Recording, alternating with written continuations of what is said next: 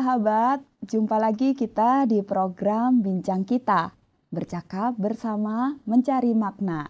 Ya, kali ini bersama saya Lina akan berbincang dengan tamu hari ini terkait dengan topik seorang pemimpin dan core values. Bersama saya sudah ada Bapak Fredrik Makitan. Selamat datang Pak Fredrik. Ya, selamat bertemu lagi. Iya benar. Terima kasih Pak. Iya benar sekali Pak Fredrik sudah sempat menjadi rekan bincang tamu kita dalam episode sebelumnya yang juga membahas tentang leadership. Karena beliau memang punya latar belakang pemimpin yang harus kita gali ya ilmu dan pengalamannya. Iya Pak, hari ini kita juga bicara tentang leadership Pak, ya, tentang core values. Seperti kita ketahui bersama, sahabat, core values merupakan prinsip, nilai-nilai inti, nilai utama yang menjadi fondasi, menjadi dasar suatu organisasi, suatu perusahaan. Dan juga core values tentu saja harus merefleksikan visi dan misi. Nah, terkait hal ini saya mau bertanya sama Pak Freddy. Apa sih Pak hal yang paling mendasar sebagai alasan mengapa core values itu harus ada dalam sebuah organisasi atau perusahaan? Jelas ya, core values atau nilai inti itu mesti ada ya. Sebenarnya bukan hanya pada suatu organisasi, tapi mestinya ada juga pada satu pribadi ya. Jadi core values itu dimiliki oleh seseorang ya secara individual, tapi core values itu juga ada dan harus dimiliki secara sosial ya. Jadi dalam masyarakat, bahkan lebih luas lagi dari itu, bisa bahwa core values itu bahkan memang harus dan selalu ada secara universal ya, secara global. Jadi dalam hidup di dunia ini juga ada core values-nya ya. Mengapa ada PBB? Itu ada core values di sana ya. Bahkan mau yang lebih luas lagi, core values itu juga eternal dalam bahasa Inggris itu bersifat kekal, abadi ya, langgeng ya, lestari. Jadi ada nilai-nilai yang lestari. Jadi kita tidak bisa menyangkali bahwa core values itu ada atau nilai-nilai inti itu ada di dalam setiap kehidupan. Nah, jadi apa alasannya core values itu harus ada di dalam sebuah organisasi? Ya, ini sebenarnya juga kenapa core values itu harus ada dalam diri seseorang, harus ada secara universal, bahkan ada di dalam kekekalan. Core values itu ada. Ya, pertama ya mungkin saya harus menjawab begini. Memang terlalu banyak definisi tentang core values itu. Tapi kalau kita definisi ini sendiri bisa menjadi satu jawaban mengapa harus ada core values. Ya. Jadi core values itu nilai inti itu adalah sesuatu yang bersifat dia berpengaruh untuk menjadi pedoman untuk seseorang atau suatu organisasi untuk berperilaku. Jadi organisasi juga punya perilaku ya. Juga melakukan sesuatu atau dalam perbuatannya bagaimana. Di dalam proses perjalanannya menuju tujuan. Jadi ada nilai hidup, ada juga tujuan hidup. Ada core values, ada juga apa yang merupakan tujuan daripada satu organisasi atau satu pribadi. Jadi kalau tidak ada core values, maka apa yang akan menjadi pedoman? Tidak ada. Ya. Karena core values ini juga tidak hanya berfungsi sebagai satu pedoman, satu pegangan untuk menuntun kita melakukan sesuatu. Tapi core values ini juga dia bisa menjadi kriteria untuk menilai ulang apa yang kita buat itu benar atau tidak, baik atau tidak. Nah, dalam core values itu, kalau saya pribadi menganggapnya ada 4 kata penting di situ. Apa itu Pak? Jadi dalam core values itu ada apa yang benar, atau paling benar, apa yang baik atau paling baik, apa yang penting atau paling penting, dan apa yang berguna atau paling berguna dalam diri seseorang. Dan inilah yang akan menjadi penuntun, pedoman. Jadi kalau dia mau melakukan sesuatu untuk mencapai tujuannya, dia jangan sampai bergeser. Walaupun kenyataannya dalam hidup ada orang-orang yang juga membuat core values atau nilai-nilai yang ada yang dia miliki itu seakan-akan hilang dan tidak dipedulikan. Ya, dia maunya sendiri, dia sendiri melawan nilai-nilai yang dia sendiri miliki. Bisa terjadi begitu. Jadi alasannya itu yang paling mendasar yaitu agar ada pedoman supaya apa yang aku buat ini untuk mencapai tujuan itu baik atau tidak, benar atau tidak, berguna atau tidak, penting atau tidak. Saya tangkap di sini memang core values harus dimiliki, karena tidak bisa tidak ada alasan untuk tidak dimiliki oleh bahkan personal atau juga organisasi tadi, karena jadi pedoman, jadi rules gitu ya Pak ya, apa yang baik, yang benar, yang penting, yang berguna ada di situ. 4 kata penting itu, aduh luar biasa itu. Nah, kalau bicara tentang seorang pemimpin lagi nih Pak ya. Apa sih Pak yang manfaat dari core values itu kalau itu diterapkan oleh seorang pemimpin yang bisa kita petik? Manfaat. Ya kalau itu diterapkan ini dalam organisasi betul. Katakanlah dalam organisasi Kristen misalnya betul. Nah, ada hubungannya dengan definisi yang saya katakan tadi. Jadi dia itu berguna manfaatnya sebagai pedoman, tapi juga dia bisa bermanfaat sebagai penilai. Jadi dia juga nilai yang menilai ya. Jadi apakah dia cocok apa yang dia lakukan ini baik yang kelihatan maupun yang tidak kelihatan itu cocok dengan apa yang sebenarnya merupakan nilai inti yang ia miliki atau tidak ya. Karena begini, nilai inti sebenarnya nilai itu sudah ada. Disadari atau tidak disadari, seseorang sudah memiliki nilai itu. Ya. Mengapa? Karena nilai-nilai ini datang dari pengalaman hidupnya. Baik pengalaman hidup di dalam keluarganya, bagaimana dia dibina, dididik oleh ayah ibunya. Lalu datang dari sekolah, bagaimana dia dididik, dibina oleh guru-guru. Dan juga dalam pergaulannya, dalam komunitasnya. Dan lain-lain. Itu banyak hal, agamanya dan seterusnya. Pengalaman hidup ini akhirnya menciptakan nilai-nilai itu, disadari atau tidak disadari. Tapi pada waktu dia mau melakukan sesuatu, dia bisa ingat satu nilai. Walaupun dia tadinya tidak menghafal nilai itu. Mengalir begitu saja karena latar belakang itu tadi yang menciptakan pola karakter. Itu sebenarnya seperti satu perbendarahan hidup di mana nilai-nilai itu sudah ada. Jadi yang terjadi apakah orang ini akan melupakannya begitu saja, tidak peduli, atau dia peduli dan mengembangkannya. Jadi manfaatnya itu banyak sekali. Tidak saja menjadi pedoman yang menuntun, tapi dia juga menilai, bahkan dia mendampingi, bahkan dia mengingatkan. Dan banyak hal yang bisa dibuat oleh apa yang disebut nilai yang ia miliki itu. Saya kasih contoh singkat saja dalam hidup saya misalnya ya. Ada satu nilai yang saya pegang puluhan tahun, mulai dari saya kecil, masih SD. Ibu saya mengajar begini. Kamu harus selalu menolong orang supaya kalau kamu susah, kamu juga ditolong. Tolong orang supaya kalau susah, kamu akan ditolong. Itu saya pegang sampai saya selesai satu sekolah teologi baru saya mengubah nilai itu. Oh ternyata bukan begitu. Nilai ini ada yang kurang tepat. Jadi saya oleh karena ada datangnya nilai-nilai baru yang saya terima di dalam pengalaman studi, pengalaman pelayanan, dan seterusnya. Lalu saya menjadi sadar bahwa nilai ini perlu diperbaiki. Yaitu ada revisi gitu ya? Revisi. Saya menolong orang bukan supaya saya susah.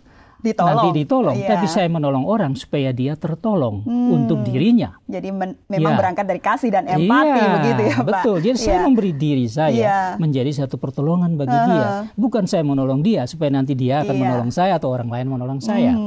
Bukan karena, tapi meskipun melakukan sesuatu bukan karena Jadi manfaatnya banyak sekali bagi seorang pemimpin. Apalagi kalau seorang pemimpin karena dia tidak hanya berhubungan dengan dirinya sendiri, tapi dia berhubungan dengan orang-orang lain yang dia pimpin. Gitu ya, Pak, ya. Jadi kalau dia tidak mempunyai core values, bagaimana dia bisa menerapkan core values untuk orang lain, walaupun organisasi itu sendiri sudah ada core values. Gitu. Sudah sangat jelas sekali yang kita dapatkan terkait dengan manfaat dari core values itu sendiri.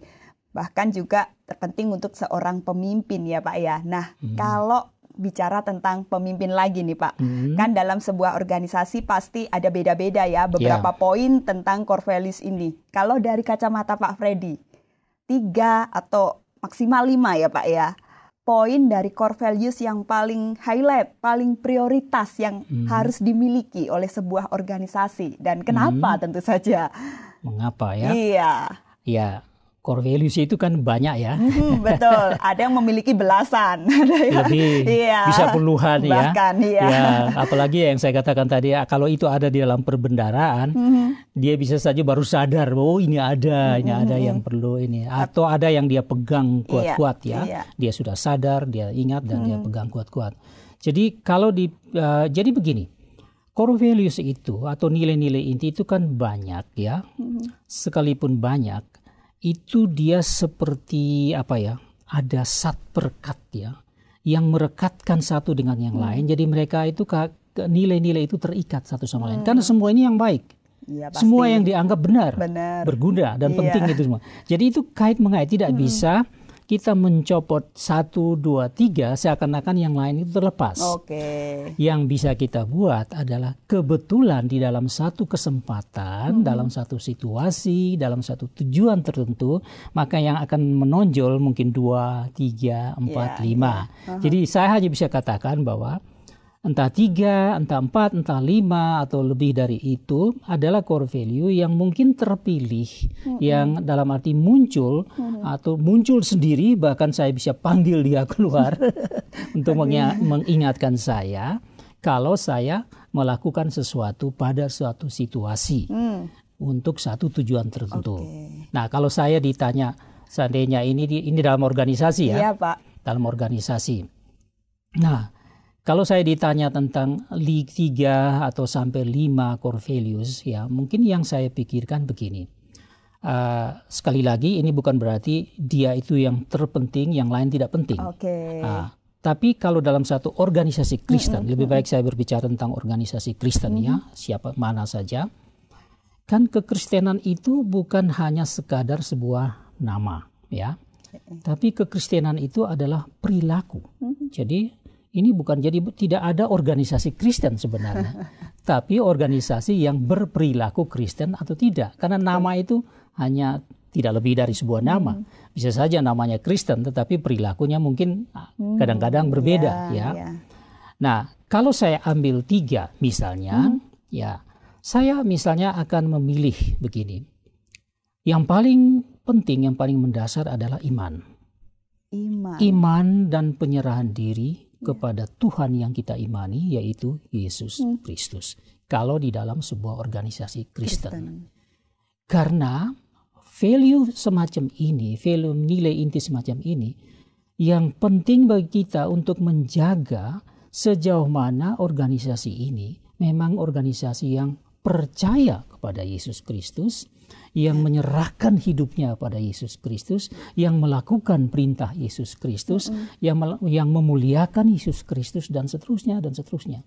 Jadi iman dan penyerahan diri kepada Tuhan yang ia percaya. Jadi kalau organisasi Kristen, Tuhannya siapa? Ya Yesus Kristus. Ya dia harus punya iman, kebergantungan dalam segala hal kepada Yesus Kristus. Dan kalau saya boleh tambah lagi, misalnya lebih dari 1, tadi bilang 3 atau 5, ya kesucian hidup.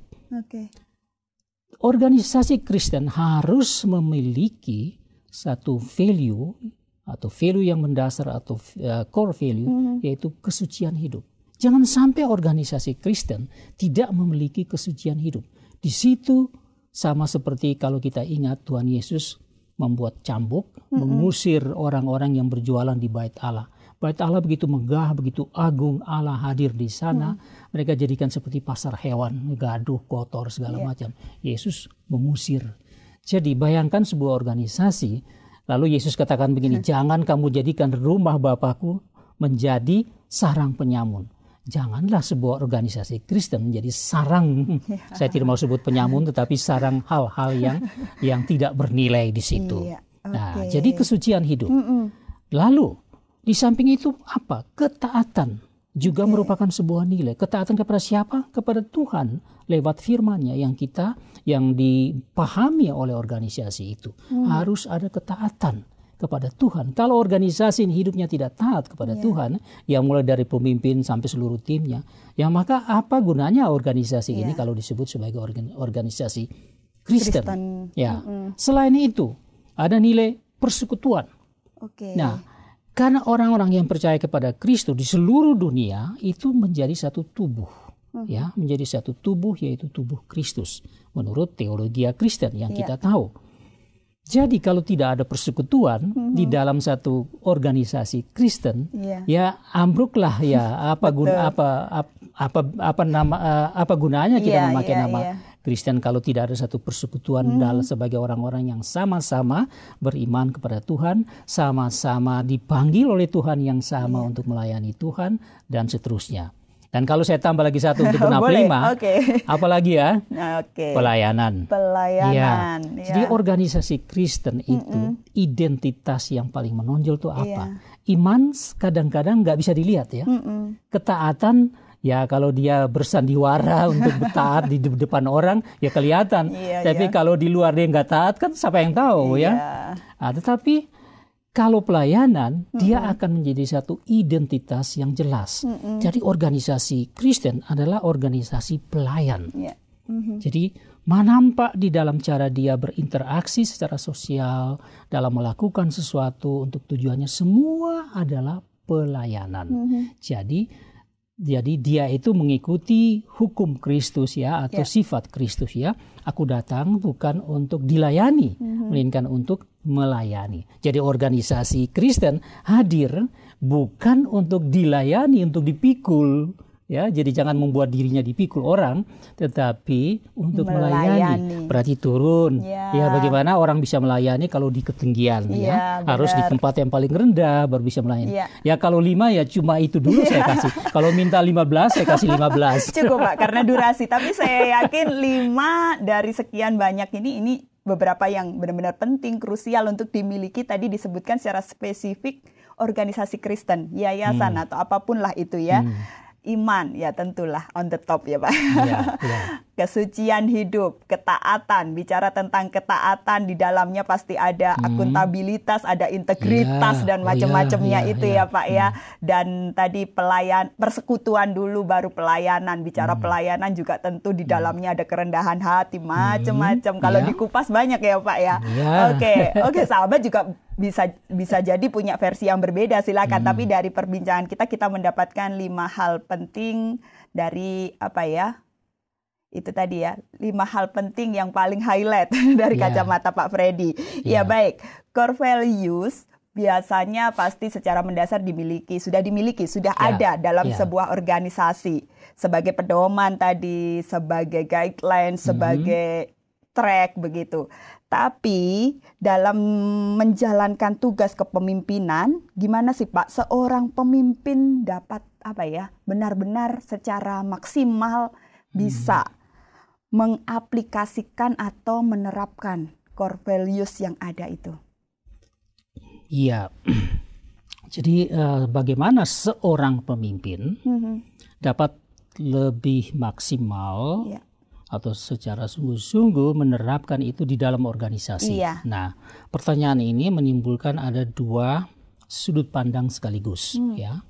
Yang pertama, pemimpin itu sendiri ya.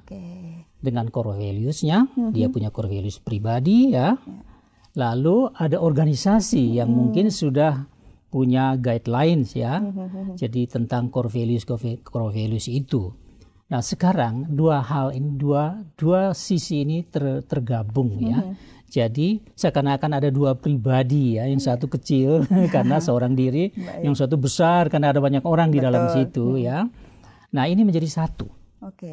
Jadi bagaimana, pertanyaan tadi, bagaimana memaksimalkan dalam menerapkan itu di dalam sebuah organisasi ya, supaya core values itu betul-betul dapat dilihat pengaruhnya di dalam perjalanan hidup dan pelayanan dari organisasi itu. Ya, bagaimana memaksimalkan? Barangkali saya harus berani katakan begini. Memaksimalkan core values itu harus merupakan satu ide atau motivasi atau niat dari sang pemimpin itu sendiri. Jadi bagaimana dia bisa memaksimalkan penerapan core values itu di dalam organisasi kalau dia tidak punya niat untuk melakukan itu. Atau barangkali dia setelah diangkat menjadi pemimpin, dia nggak pusing, nggak baca itu, nggak perlu lihat kembali merenungkan core values itu. Bahkan nilai-nilai dirinya sendiri mungkin tidak dia perhatikan. Nah, ini dari media massa, dari banyak cerita juga yang kita lihat sendiri, memang kentara itu ada organisasi-organisasi yang ternyata kok menurut akal sehat seharusnya dia tidak melakukan itu. Iya. Atau pemimpin seharusnya dia tidak melakukan itu, tapi kok dia melakukan. Nah, segala sesuatu harus mulai dari pemimpin. Jadi kalau pemimpin sendiri tidak memegang core values itu dan menerapkan di dalam hidupnya, dia tidak mungkin memaksimalkan atau mengharuskan orang lain melakukan itu. Syukurlah kalau timnya kuat di dalam pendirian dan dalam niat untuk menerapkan core values, maka dia bisa aman-aman saja.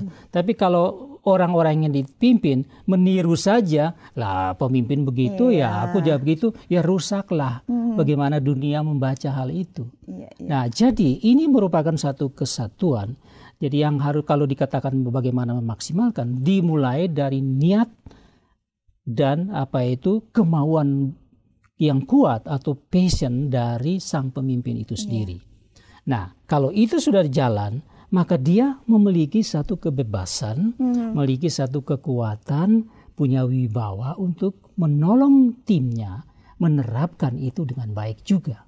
Tapi kalau dia tidak, maka jangan harap timnya. Timnya mungkin akan menilai, terbalik timnya akan menilai dia. Kok dia gitu?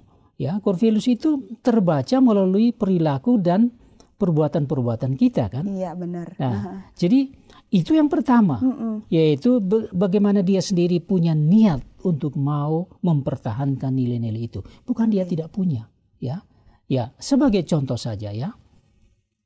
Jangan mengambil barang orang lain. Tetapi kalau itu tidak sungguh-sungguh menjadi satu nilai, dia bisa mengambil barang orang lain, ya. Ya, kalau di lain tempat ya dari pengalaman saya melihat di negara-negara lain ya, kita lihat bahwa ada satu unsur, kalau saya pinjam ballpoint seseorang, saya harus kembalikan itu dengan segala usaha, walaupun saya sudah pulang ke rumah, saya berusaha mengembalikan itu. Dari hal sesederhana itu ya, sesederhana kalau itu. Kalau saya harus pinjam uang Rp1.000, saya harus menggantikan walaupun itu cuma Rp1.000, sedangkan saya punya Rp100.000. Tetapi kalau nilai itu tidak ada, cuma Rp1.000 kok, dia juga nggak butuh kok. Ya, ini sudah berbeda nilai ya. Betul. Ya, ini cuma ballpoint kan dia bisa beli lagi kok. Buang aja kalau saya sudah tidak pakai. Ini sudah menunjukkan ada kerapuhan nilai. Walaupun, nah itu hal kecil. Tapi kalau itu terbiasa, hal yang besar juga akan jadi. Ya, kalau saya bekerja dalam satu organisasi ada jam kerja, ya saya harus ikut jam kerja, jangan sampai saya hanya datang muncul itu cek log lalu pulang. Ini semua adalah gambaran dari nilai apa. Bukan karena dia tidak punya nilai, tapi karena dia tidak memegang nilai itu dan menerapkannya. Jadi penerapan harus dimulai diri sendiri supaya bisa menjadi pemimpin untuk penerapan bagi timnya. Baik sekali, niat yang utama ya untuk melakukannya itu dengan maksimal ya. Apalagi seorang pemimpin yang tentunya berita hidupnya dilihat dari sikapnya Pak ya. Dan tentu diharapkan oleh timnya bahwa pemimpin memiliki teladan ya untuk ditiru dan untuk dicontoh. Selanjutnya Pak. Itu sudah sekaligus dengan alasan kan tadi dong. Iya Pak. Oke, dan sekarang singkat aja. Mungkin pastilah ya kalau pemimpin itu menerapkan secara maksimal values-nya, ada pengaruh, ada impact untuk orang-orang yang dipimpin. Secara singkat mungkin Bapak bisa memberikan dampak-dampak real yang bisa dilihat dari seorang pemimpin yang secara maksimal menerapkan core values. Iya. Kalau seorang, ini begini, ini bagus ini pertanyaannya. Kadang-kadang saya menjawabnya agak abstrak dan karena memang pertanyaan ini bisa sesuatu yang abstrak dan konkret untuk kita bisa pahami ya. Jadi core values itu ya, selalu membuat, ini istilah saya ya, dia menciptakan sebuah atmosfer. Jadi kalau saya sebagai pemimpin, lalu saya menerapkan itu soal kesucian, soal pelayanan, persekutuan, ketaatan, integritas, ya, kredibilitas, ya tadi Mbak Lina sebut itu semua itu, akuntabilitas, ya rasa tanggung jawab dan lain-lain, misalnya disiplin apa semua itu menjadi satu paket dari sebuah nilai ya. Kalau itu diterapkan, maka akan tercipta sebuah atmosfer. Jadi atmosfer ini akan membuat orang merasa ada sesuatu yang enak. Pasti. Karena di sana ada kebenaran, di sana ada keadilan, di sana ada saling melayani dan macam-macam yang ada disiplin, tidak membuat orang lain susah. Semua dapat ditata, dicapai dengan baik sesuai dengan ini. Kan dia menciptakan sebuah atmosfer. Atmosfer ini siapa yang tidak suka atmosfer ini? Tapi coba nilai-nilai itu semua diabaikan. Nggak perlu saling melayani, bersekutu apa, ngapain lebih baik saya kembali ke sana, dan macam-macam. Taat apa, kok banyak orang juga nggak taat kepada Tuhan, toh Tuhan juga sabar, nggak bilang apa-apa, toh diam-diam aja, orang lain aja ngotot. Atau beriman, siapa tahu you ngomong bilang iman, mungkin you juga nggak beriman. Ya kalau itu yang berkembang, kira-kira atmosfernya seperti apa di dalam sebuah organisasi. Ini manfaat yang pertama. Dia menciptakan satu atmosfer kebenaran, keadilan, dan juga suasana-suasana yang kita bisa melihat di mana kita saling melayani dan seterusnya. Dan juga saya lagi-lagi ini sedikit abstrak ya. Baik. Nilai-nilai itu juga seakan-akan dia tuh memakai parfum. Jadi ada satu aroma ya. Jadi kalau kita masuk di tengah sebuah organisasi yang begitu ramah ya. Rasanya kok parfum yang aroma yang begitu harum, indah ya. Begitu ya. Saya kalau ke bank-bank ya, bank-bank yang ini kalau begitu masuk ya, satpam itu. Dulu saya takut satpam. Sekarang satpam itu baru bukain saya pintu, masuk, silakan duduk, dilayani Bapak perlu apa, dibantu. Saya juga rasakan itu, Pak. Kalau ke counternya ya, dipanggil nomor saya ke sana. CS-nya itu berdiri dia berdiri dulu, satpam geserkan kursi supaya saya duduk, lalu dia salamin saya, lalu bilang maaf sudah lama menunggu Pak, ya tuh. Begitu ramah. Nah, ini memang kalau bagus kalau organisasi Kristen juga punya welcome dengan cara semacam itu. Why not gitu ya? Kenapa enggak? Terasa harum toh, keharuman dari nilai-nilai itu terasakan. Seakan-akan semua paket nilai itu menjadi satu, seakan-akan menjadi zat-zat yang bercampur dalam sebuah parfum yang semerbak. Ya siapa yang nggak senang nabung di situ ya? Iya benar-benar, bahasa Bapak luar biasa ya. Pakai cerita-cerita dan ilustrasi yang memang mendukung. Jadi memang pengaruh itu akan dirasakan, atmosfernya, bahkan juga keharumannya, dan itu tidak datang dengan sendiri, tapi harus diperjuangkan tentu saja ya Pak ya. Bagaimana memperjuangkannya tadi di poin-poin sebelumnya. Baik, terima kasih Pak Freddy. Dan pertanyaan terakhir nih Pak ya, sebelum kita tutup program kita hari ini.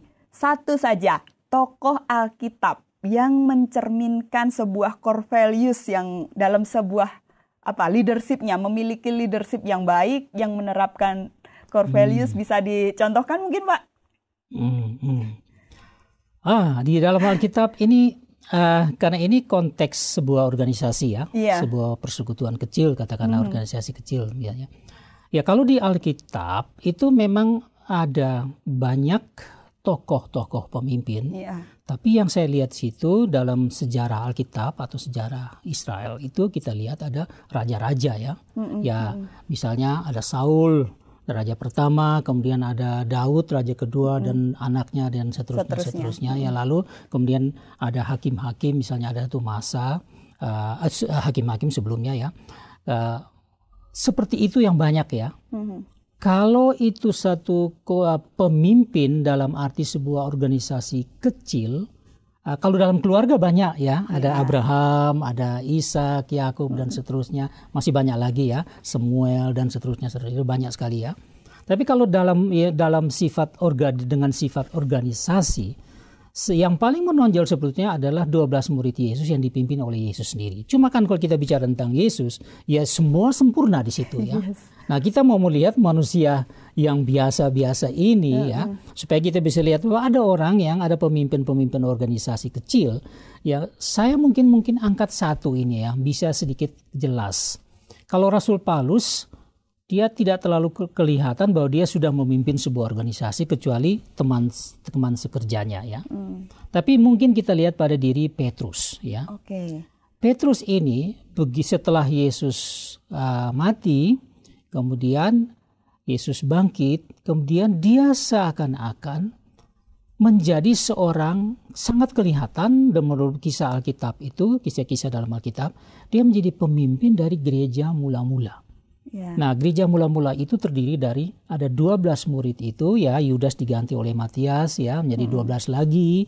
Kemudian orang-orang hasil pelayanan mereka bergabung. Kemudian ada satu khotbah yang luar biasa. Terjadi hari Pentakosta di mana ada 3.000-an orang. Lalu kita lihat di situ sudah terbentuk satu jemaat yang paling sedikit 3.000 orang. Nah, siapa yang menjadi pemimpin? Ya, Petrus yang paling kelihatan di situ, pengaruhnya luar biasa. Nah, jadi kita ambil contoh kecil ini satu saja. Nah, apa core values yang kita bisa lihat dalam sejarah Petrus ya?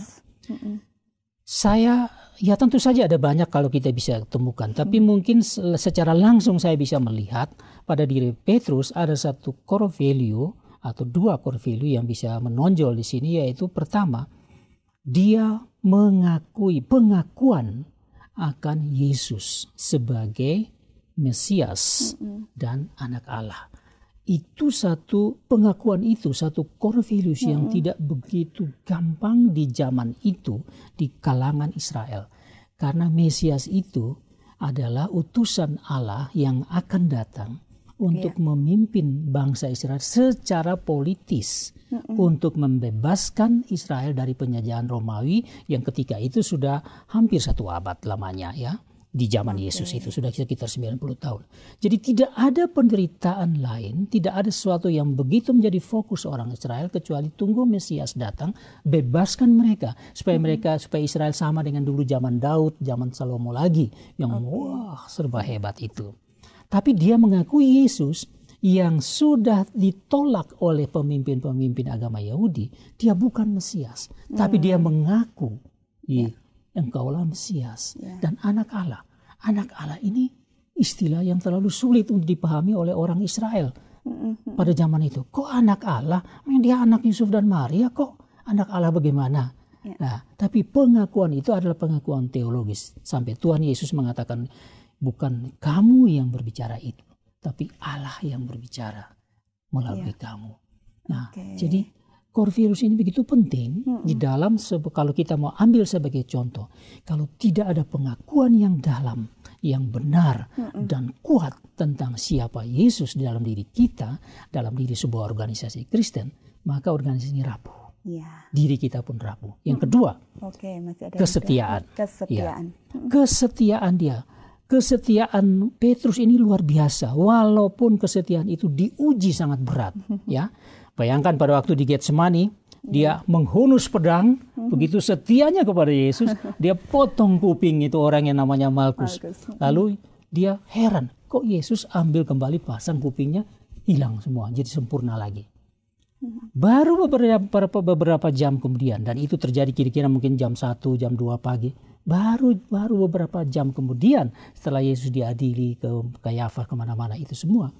Lalu dia bisa menyangkal Yesus sampai 3 kali. Tapi akhir dari penyangkalan itu dia menangis. Menyesal semua itu. Sebagai gantinya saya pakai istilah dia setia 1000 kali lipat. Sampai menurut cerita tradisi, Petrus ini benar atau tidak kan kita tidak bisa membuktikannya sekarang. Tapi ada tradisi yang mengatakan bahwa dia itu setia sampai mati, bahkan mati di kayu salib. Dia minta, saya tidak boleh disalibkan, kepala di atas kaki, karena saya lebih rendah dari Yesus, biar kepala yang di atas. Terbalik, Nah, kita tidak bisa membuktikan cerita ini, tapi ini ada dalam tradisi. Jadi dua hal ini paling menonjol. Kalau banyak mau bicara dengan Petrus, bisa banyak hal kalau kita kupas tersendiri tentang tokoh Petrus ini. Jadi pengakuan dan kesetiaan. Pentingkah untuk kita orang yang percaya pada Kristus? Pasti. Pentingkah untuk sebuah organisasi Kristen? Oke. Balina yang jawab. Pertanyaan untuk kita semua ya, pentingkah pengakuan dan kesetiaan dalam organisasi Kristen kalau kita menjadi seorang leader begitu ya. Dan Petrus menjadi pemimpin yang berhasil, bisa dikatakan begitu ya Pak dalam sejarah Alkitab, tapi bukan berarti dia tidak pernah gagal. Dia juga mengalami kegagalan dan itu menjadi titik balik dia setia kepada Tuhan. Dan sampai di sini Pak perbincangan kita. Terima kasih. Kita akan lanjut nanti dengan topik-topik yang lain di episode selanjutnya Pak Freddy. Terima kasih banyak untuk kehadirannya, sama-sama. untuk sharingnya. Dan sahabat, sampai di sini perjumpaan kita. Kami senang jika sobat semua bisa like, komen, dan mendukung channel ini supaya berkembang dan menjadi berkat bagi banyak orang. Akhir kata saya Lina dan Bapak Pendeta Fredrik Makitan undur diri. Terima kasih dan sampai jumpa di episode selanjutnya.